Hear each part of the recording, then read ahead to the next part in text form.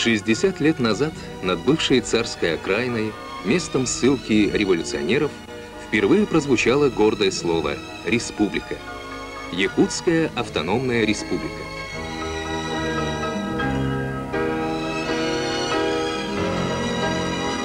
На торжественном заседании первый секретарь Якутского обкома партии, товарищ Прокопьев Юрий Николаевич, рассказал о трудовых свершениях края.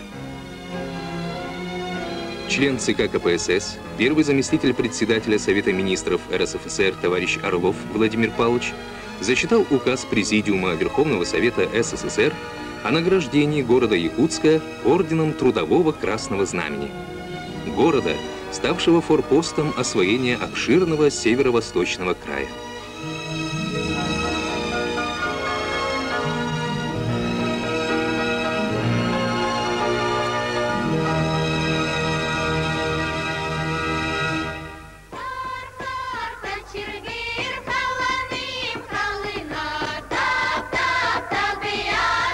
Юбилей республики совпал с юбилеем ее столицы.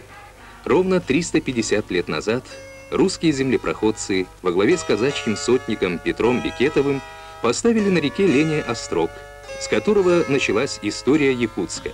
Началась история дружбы русского и якутского народов.